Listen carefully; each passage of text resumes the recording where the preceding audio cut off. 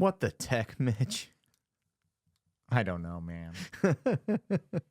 So good to see you, Keith. Good to see you, buddy. Welcome back to our show, everybody. We're in a kind of a series right now called What the Tech. What the Tech. What the Tech, the perils and promises of a digital age. And this is fun because you are technologically advanced. Inclined. And I am technologically... Devanced. Yes. For lack of a better term, devolved. Devolved.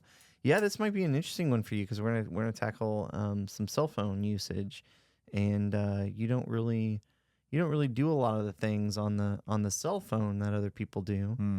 So this will be an interesting conversation between us today. Yeah, for me, it's a tool, Keith. It is a tool, and it's a tool it can be a great to do tool. a job. Yeah. So when did you get your first cell phone, Mitch? I do believe I was a fresh driving 16-year-old child. Would you remember anything about? Was it a flip phone? Was it just like the regular? I think it was all in one. Mm-hmm. There was no flipping or moving, right? But the antenna pulled out. You did it with your teeth. Oh yeah. It extended. Antenna pull. It extended from the 1 inch above the phone to a full 6 and inch. And oddly, it mattered. Do you ever remember that? I don't know that it did. I remember because I never mattered. didn't pull it out. It's like, oh yeah, here's a call in the teeth. Oh yeah, here's a button. Take the call. Nice. So when did you get your first smartphone? You know, with a screen that you could touch and do things on and all that kind of stuff. Because I'm assuming your first phone didn't 2013, text something like that. 2013. Do you remember what it was? Would have been an iPhone. Oh, so your first one was an iPhone. Mm-hmm. Wow, look That'd at you. That'd explain why my current one is an iPhone. Look at you. Didn't change. Look at you. Mine was a BlackBerry. I got I thought the BlackBerry was great. When did you get such a? My first phone was in high school when we were I was playing tennis and doing tournaments and stuff, and so like got a phone so the parents can keep in touch or whatever. But I also remember my parents telling me at the time that it was like a minute. It was like $1 a minute or something crazy, right? It was like 50 cents or 75 cents a minute. So they were like, don't use it. And I also remember the battery only lasted like 2 hours in it or something, right? Like it was something really, really small. No, the phone was big, but and so I didn't really. So when did you get the smart one? When did you get the roll BlackBerry? BlackBerry. I think I was working. It was past college. I couldn't afford anything fancy in college. I was barely making by. And I was working. It was a work BlackBerry. I was working for Best Buy at the time in the Geek Squad, and then you got to have a legit piece of wearable personal tech. Yeah, you have to have something cool on the side. And did you have like a satchal to put it? Did you have a holster? It was like a holster. Was it? Or whatever. And it was the BlackBerry. It had like a full keyboard on it, but it was like super tiny. All the buttons were super tiny, so you had to be like, that thing was great. I love that BlackBerry. You were so cool. And then from the BlackBerry, I went to an iPhone. Once BlackBerry stopped making BlackBerries, and that was great. I loved it. Oh no, you know what? I think there was an in between. I think I had a like Windows made a mobile phone that it was a screen, right? And then you could push the screen, and it had a full keyboard, so you could like click and then keyboard it and then close it again. Wow. Yeah, and it had a little stylus on the side of it too, so you could pull the stylus out and. But we needed it to access our. We were doing. Nobody cares. House calls and stuff. So wow, rude. So obviously now it's a big difference between to your point earlier. It was a tool. There wasn't apps. There weren't cool things to do. It literally was a tool to work. And so if I wasn't working with it, it just was on my side. It wasn't beeping at me every 10 seconds. Or when it did, it was somebody calling me or texting. Do you ever me. have a pager? Never had a pager. You never had a job that had a pager? Never had a Oh, pager. man, I had a job that had a pager. Yeah. Did you get paid and Hated then have to getting- find a cell phone or find a payphone to call them? No, it wasn't that, but you get paged, and then you would call it back from the cell phone. But it was better than somebody having your cell phone number. Oh, that's Because true. we could pass the pager around. Yeah, that's true. So it's like maintenance response, like, oh, I'm Right. locked out of my apartment. Right. Call right. the generic number. It'll page somebody. A dozen people could share the pager. Today's your day. Yeah. But Oh, okay. Never had a pager. I had a friend that had a two-way once. It's like just a texting. It's kind of like literally just a texting device. So it was like a pager. I actually had a girlfriend that had a pager, and her sister had a pager, and they would send each other messages through the pages as pre-text message. So it would just be a They had string a of code, numbers. yeah. And they could like figure out what because one was ABC, two, Yeah. and they could figure it out. And I just thought that was fascinating because I was like, I don't know what any of that. It's like 8973. I'm like, what is that? I don't know. nice. So now, But we've now- got these super now here's where great we are. things that have all these apps and beep at us all the time. and- Notifications, and all these things. communications, and all this stuff. So obviously, I would say, you can get a little overexposure to screens. And I think about my kids when they've experienced this, when I've recognized that something's wrong, like what's going on. I remember one time one of my daughters we found out later was on her Chromebook from school watching YouTube to like all hours of the night, right? And I noticed it because she was a little sleep deprived. You could tell she was sleeping in. Like, what? This is kind of weird. Didn't want to hang out with us, would come out of her room, get some breakfast, go back into her room. I'm like, what's going on here? So I really think that there's some signs of some overexposure, some sleep deprivation, maybe some sleep interference, some social deprivation, maybe some attention fragmentation. Can't really keep your attention on people talking to you, and maybe a little addiction there. Maybe a little addiction. What would you say you probably struggle with the most if you've ran into this situation? All right. Well, let me before? go through the list. Sleep deprivation or interference. Nope. Not me. No. Doesn't affect me. I can Set that thing down, go right to sleep. I'd prefer to set it down and walk away and not know where I left it. Social no. Nope. I'm Social guy. a social guy. I just as soon talk to you in person than through a text thread. So that's not a problem. And then definitely not on the addiction. Yeah. Technology I find to be such a frustration point that I don't know that I will get addicted to it, right? Like, I'm so frustrated by my inability to create the outcome or whatever I want to get out of it. Yeah. That it was like when I was a kid in the video games, and everybody was, my friends and stuff, and I'd try to play them, and I was so bad that it's not something that I could have got addicted to, right? But and that's your personality. It would have been like trait, it'd be like me getting addicted to like playing the piano, right? Like, no, I can't do it. So the distance between where I am and the point of where I would be addicted to it, like every time I saw a piano, I'd have to sit down and play a ditty. It's just not going to happen. So I think where I get affected by the technology would be the attention fragmentation, because I am a multitasker, even though people say that doesn't really happen. We can only actually process one task at a time. I'm kind of a juggler of tasks, right? Okay. Which I love cooking. I love being in the kitchen. I like trying to get like the breakfast for dinner. I like trying to get all the things done hot and ready at exactly the same time. Like when it's all quick. Yeah. Especially when it's like eggs. Like if you can pull together a hot browns, meal bacon. where those three things are all hot and ready at the exact same time. Yeah.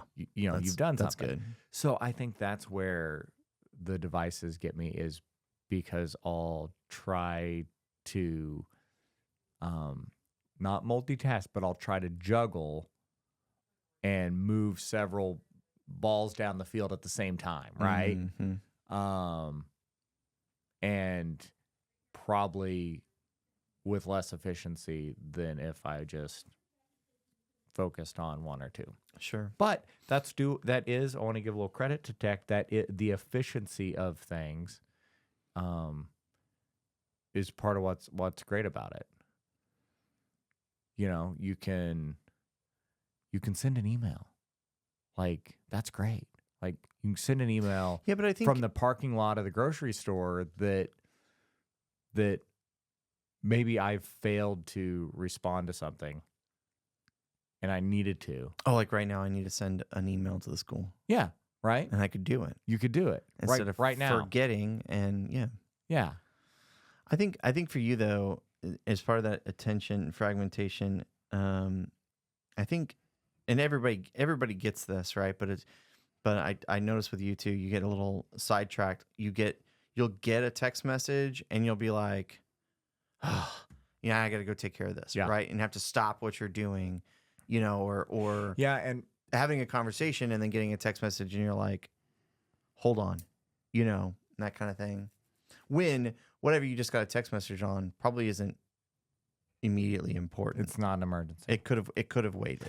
But if I don't activate on those things, then sometimes I never do. So that's Yeah. actually more of a that's more of a Yeah, I would say that I become a distracted interruption, but it prevents me from being like, man, if I open a message, an email, a text, like, yes. and it's no longer new and unread. Oh, I sometimes leave things unread, knowing what they are, but knowing that I can't tackle them right now. Yeah. But I leave it unread because I also have a problem. I don't know if you have this problem. Many people don't have this problem, but I do. It is, I need all my notifications to be like 0 on my phone. Yeah, like I can't stand the 1, 2, 3, 25, 562. So like if somebody's like, hey Keith, can you help me with my phone real fast?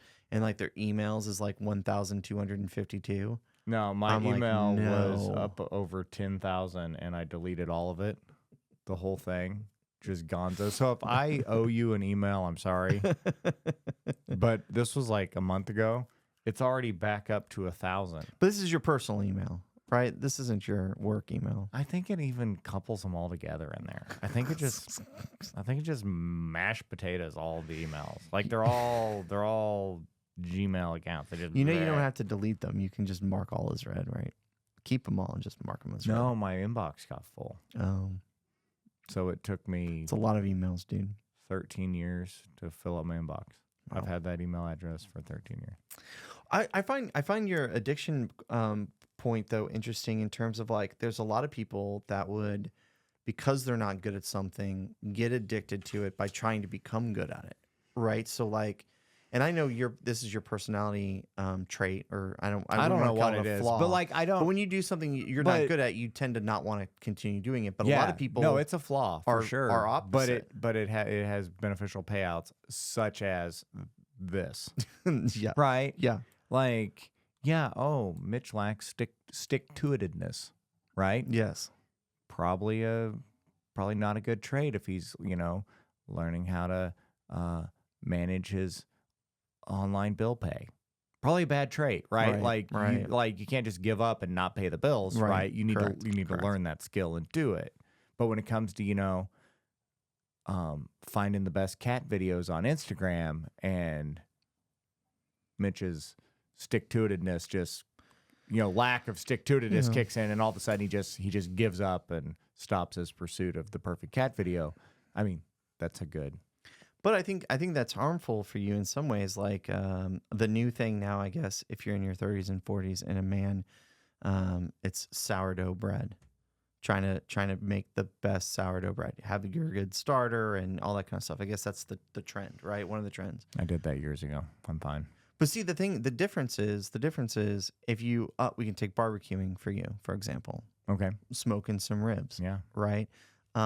You try it a couple times. You're like, I'm no good at this. I'd just rather eat somebody else's ribs that they smoke. That's more delicious, right? Yeah. And I think that I don't see what's wrong with that. That's where some people get the addiction, is because they're like, I need to figure out how to do it. I want to make good ribs. And then you produce some good ribs. You do it. You make sure you can do it 3 or 4 times in a row, no problem. Then you move on to another meat, and you can kind of get like So what ingrained does into a it. pursuit of good barbecue have to do with falling prey to endless scrolling addictions and algorithms feeding you things that you wanna you Yeah. should be able to break out of, but you can't? I think it's similar, right? Like it's similar from a human interaction and connectivityness, right? We know as humans we have this drive to be good at something maybe we're not good at, right? Or this drive to solve this puzzle, solve this problem, right? And I find some of the things that I get addicted to, right, from a technology that sometimes sucks some of my time out. And I'm like, where did that time go? Would be like true crime series where I'm like, they're like, oh, this this person was murdered, but were they murdered? Everyone looked at their brother, but was it the brother? And then you're like trying to figure it out. You're like, oh, I don't know, was it the brother? And then you're like, next thing you know, you're like 2 hours deep into this thing where it would have been like, yeah, it was the brother, or like I call it doom scrolling on Facebook or whatever, and they have the this is all the gotcha headlines where it's like the man that a man's girlfriend sent him this one picture and he broke up with her immediately, and you're like, what's in the picture? I don't know. What's the mystery in the thing, right? That gets you? Yeah, it does. It Like, does every time. No. Yes, it does. No, It no, totally no. does. It No, totally like does. that's a thing. It is a thing. Like that's a thing that Mhm. happens. That's a that's actually a bait that someone sets. Yes. And then you bite. And then I bite almost every time. Except I've learned now just to go to the comments and let somebody else figure it out, and then just be like, oh, okay, that makes sense, and move on with my life. I Yeah. know it's I have none it's of baity. this. I have none of this. But like for me, it's like trying to solve the puzzle, and it's not like, I know some people could look at it and be like, oh, you're just trying to prove your smartness, that you're smart, or whatever, and you can figure this out. But to me, it's a thing that needs to get solved, right, in my brain, and I can't not The old solve it. Zeigarnik effect. Gotcha. Yeah, I can't not solve it.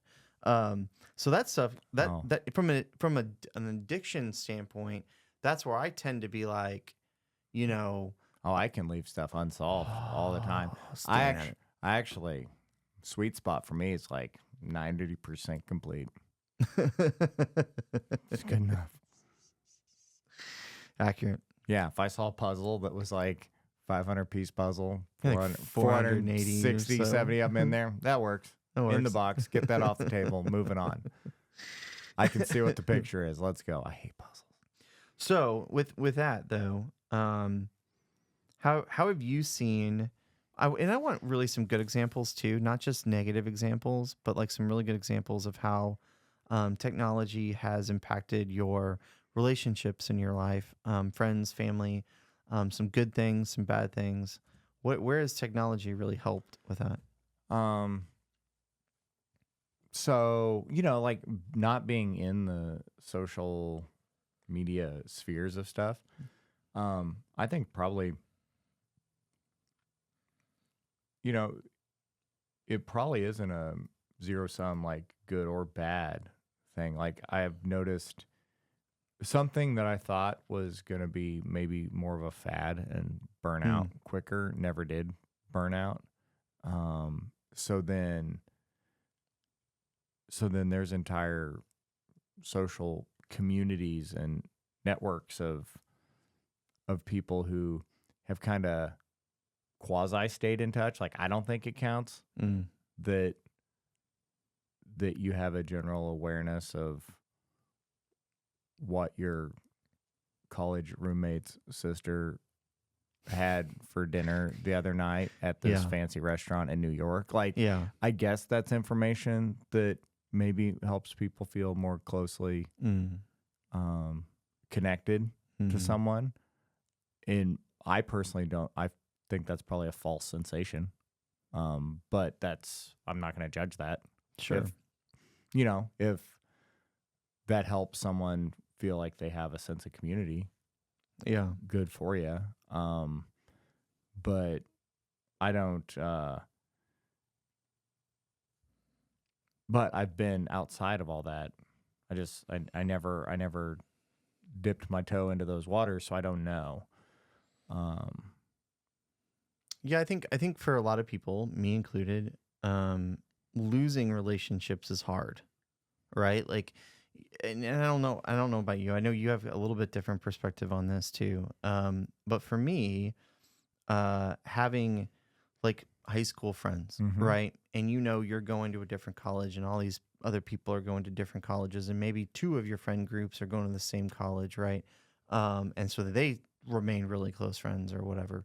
I have a hard time with that in life. Those transitionary periods of time where maybe you get a different job, so all your work friends kind of change, and the Mhm. people you've talked to all Maybe the this is a time. good time to tell the listeners too.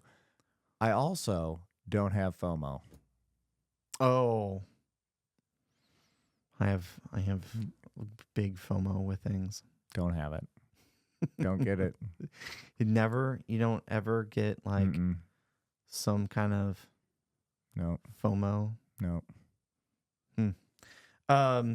But I don't think it's FOMO that causes this. I think that it is, you cherished your friendship, you cherished your time together and your connection together, and we're still constantly looking back, and wanting to hold on to some of that as long as we can. And I think that's why things like Facebook and Instagram I've got 500 Facebook friends or whatever. Well, they're not really 500 friends, right? Yes, I know what a couple of my high school friends are still doing today. Um, that's a great looking brisket. Wow, I didn't think they would be a brisket cooker, this is amazing. Good for them, right? And then, but they're not my friend anymore. I think if we ran in a bar with each other, we'd probably, sit down, have a meal, talk, how you been? How you been? Great, and that's it. But those social media platforms help you stay connected. But I think on the flip side of it, the negative portion, so that's a positive, I think, right? Because it gives you an avenue to, um, kind of keep some of that Yeah, and I think the jury's still out together. on whether that's a positive or not. I think Because it it's a could give positive. you a false, like I said, it can give you a false sense of connection. Yes. If you And the especially if negative you, is taking it too far and saying, "Well, I have friends," but then you never leave your house and you're just interested in other people's lives, right? or you just, if you can't, if your personality struggles with comparisons, I think that's the That's worst the other side. place you could go is Sure. to social media. Yeah. Like if I were to make a social media platform, I would make it for um, like self-deprecating just stuff, like all the horrible things that happen, or like when you do something just really stupid and nobody saw it, Yeah. you just put it out there, Yeah. you I don't know, know. I do sometimes. and be like, wow, I just got home after being gone all day and the front door's wide open. I'm an idiot, right? Like, who's done that? Where, Who else is an idiot like me? yeah, woo, I remember this specifically. We had the kids bathroom, right? I was like, oh, got these air fresheners, that spray every hour or something, right? I'm like, put it on the shelf, put it on the shelf. And I went in there to use it, and I'm like, it's staring right at me, and I'm like, please don't go off, please. I'm gonna like right in my. Well, for the kids, they're smaller, so it doesn't yeah. mess with them. But for me, I'm like head level to it, And I was like, to you, that would be a. I should have taken a video of that Yeah. and been like, Like, please hey, don't, please don't. hey, Don't be look, dumb like me. look, world, this is not my highlight reel. Well, I will say the one time, that I can think of, and I don't mean this is the only time I can think of, but the one really good time that I can think of where technology really, really did help in these situations was, when my wife and I, were living in Georgia, and the rest of our family were here in the Midwest, right? And so, you could kind of still feel connected to them. They could still feel connected to you. You added in some FaceTime, the ability to FaceTime, the ability to not just telephone call, but to FaceTime and see them and what are you guys up to and that stuff. And then when we had our first child, um, being able to share all those baby moments and stuff like that, where in the past, maybe you would have had a camcorder and then you camcordered it or whatever. And then at Christmas, when everybody's together, you're like, oh, let's break out the camcorder and show you all these cool, this past year worth of moments or whatever with this child.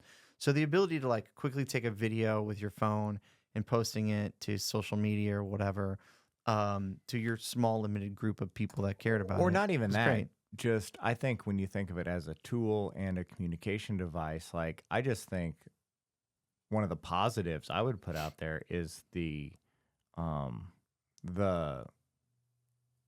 freedom of a wireless cellular telephone, right? Like I don't want to take anything away from that advancement. Like forget the internet even being on it, being able to, and then like Bluetooth headphone connection stuff. Yeah. The majority of time I spend talking with my dad, both of us are doing something other than having a phone conversation, right? At the same time. Yeah. Hands free, his connects to his hearing aids. Mine, I throw on my ear muffers that have Ear muffers. Yeah, because I have the noise canceling ear muffers. Yeah, I know. But I'll be like working out in the shop on something, and man, the kids can like sneak up on you because they're like, maybe they shouldn't. Yeah, I know. Especially if you got a saw going. I know you got to keep your head on a swivel, but it's if you think back to a time when having a conversation with someone was completely tethered by a cord to the kitchen. Mm-hmm. God, I remember those days.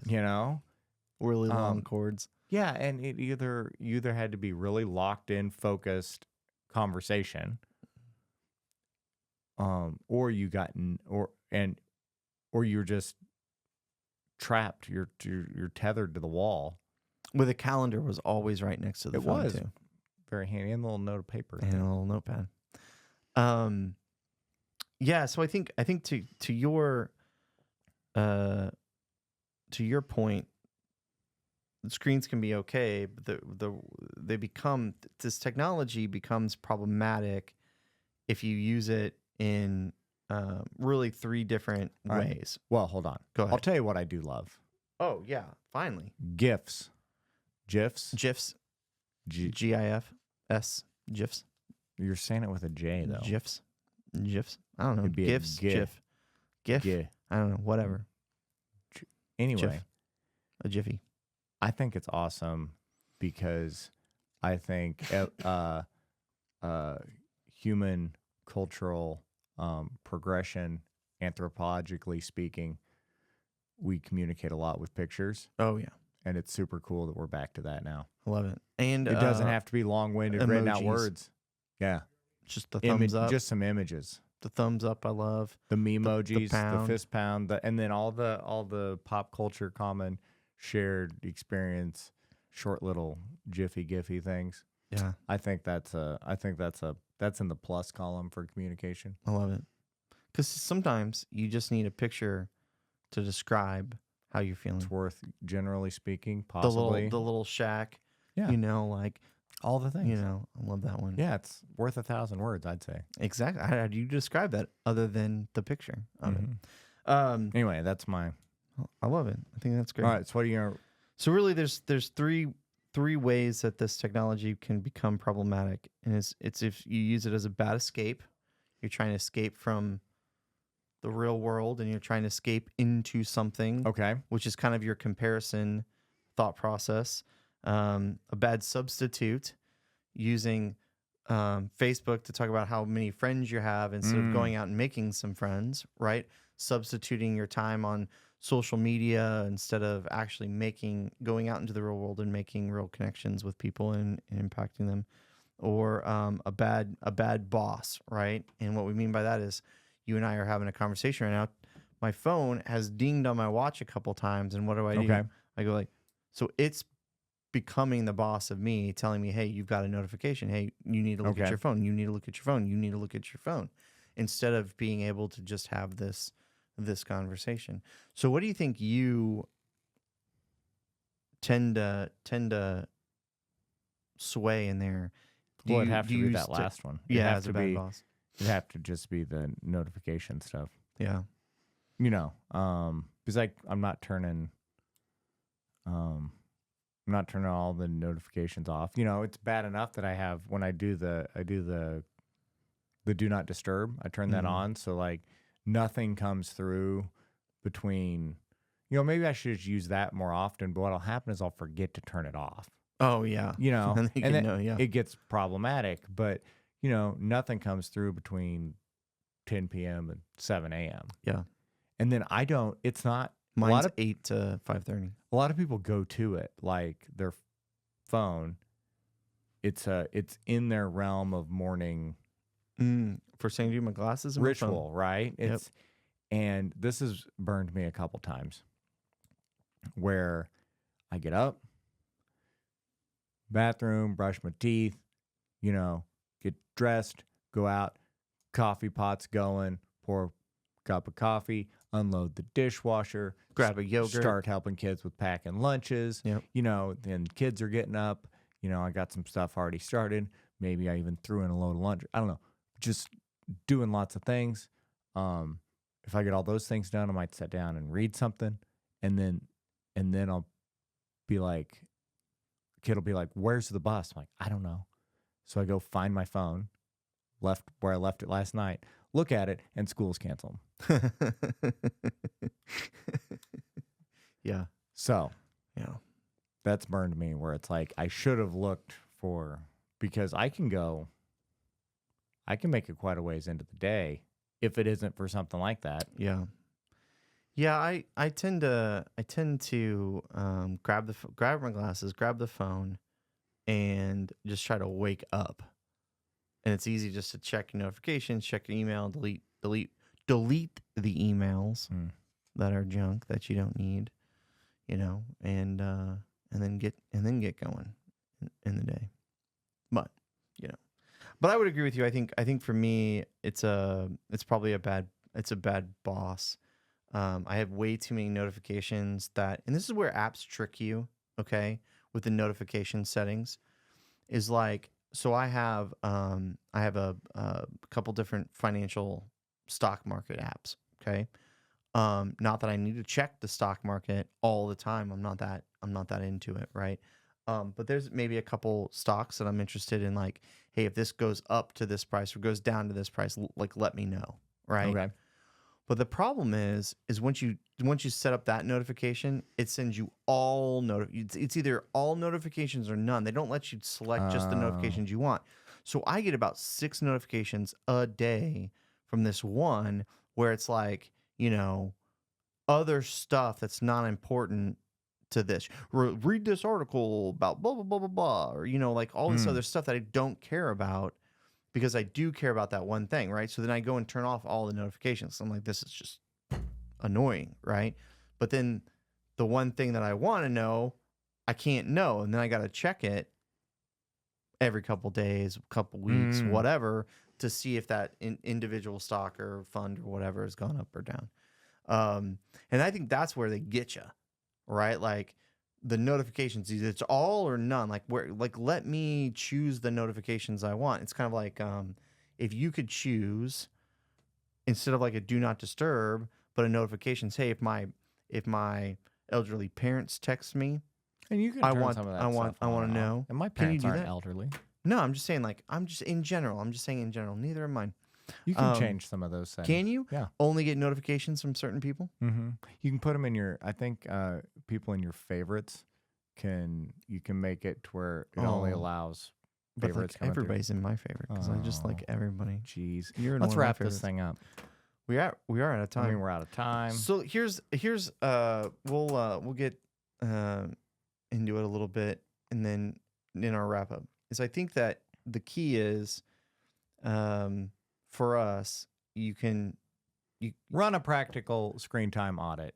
Just check things out. check it out, and then Check how it can out, you use see your what it is, phone? and then see if you decide if that's a healthy. It's like stepping on the scale. You decide if that's a healthy number for you. Yeah. See if that screen time's a healthy place for you, or if you want to set some goals and make some changes.